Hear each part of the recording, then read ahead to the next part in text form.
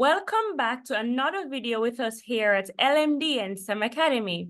In this video, we will be working through the June 2021 Unit 2, Paper 2.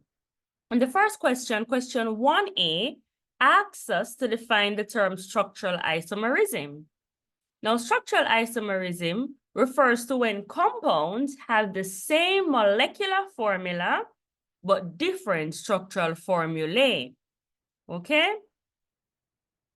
Now we're being asked in part 2 to identify two types of structural isomers, giving an example of each. Okay? So the first type of structural isomers that we can speak about are chain isomers. Okay? And the thing about chain isomers is that the isomers are going to differ in the arrangement of the carbon atoms that make up the skeleton. Right? And so for my example here, I've said that butane and methyl propane are chain isomers of one another. So again, a specific class of structural isomers. So let me just sketch those real quick so you can see very clearly what the difference is, right? So here's butane. The formula here is C4H10. And that's the molecular formula for both of them. But when I draw their structural formulae, what we're going to see here, right, is that for butane, that's just going to be my 4 carbons in the backbone, right? And my hydrogens are going to like completely saturate all those carbons, right? So this would be my butane. All right, so we're going to draw out all our bonds and all our hydrogens. All right, so that would be butane. Okay, so that's butane. And then methyl propane now, which is a chain isomer of this, would be that my backbone now has 3 carbons and then I have 1 branching off, right? So that ends up now being a methyl group up here. And then my hydrogens are all gonna saturate the carbons. So I'm showing all of my hydrogens being drawn on. And this one is called methyl propane. That's the name of that compound. Okay, so let's just recap here. They both have the same molecular formula, C4H10. They both have 10, right? 10 hydrogens and 4 carbons. But in this case, the backbone consists of 4 of the carbons. All 4 go to the backbone. And then in this case, only 3 form the backbone and then 1 is branched off. Okay? And so that's what we would call a chain isomer. It is a type of structural isomer. Okay? All right. So now let's look at the other type because we have to identify 2 types. So the other type is known as positional isomers, okay? And in positional isomers, the position of the functional group in each isomer is going to be different. So our functionality here, we see that we have a chlorosubstituent here. So it's a 1,1-dichloropropane. So let me just draw that one first.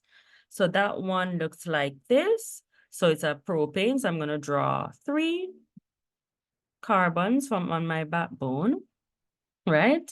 And then on my 1 carbon, I'm going to have a Cl. And then on that same one, I'm going to have a Cl, right? And then we'll just fill out the rest with hydrogens. All right.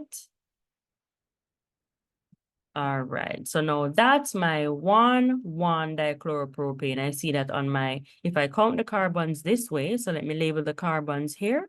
So it's crystal clear. This is my carbon 1. That's my carbon 2. That's my carbon 3. On my first carbon, right, there are 2 fluoro groups. So that's 1,1-dichloropropane. Now, an isomer of that could be where I put one of these chlorines in a different place, right, on a different carbon. And so that's exactly what I'm going to draw here. Still have my 3 propane, my 3 carbons making that backbone of propane. And then I'm going to keep one of my chloro right where they were on that first carbon. And then I'm going to put one on here. So I'll just put one here. Okay, on the second carbon. And then I'll just fill out everything else with hydrogens around it.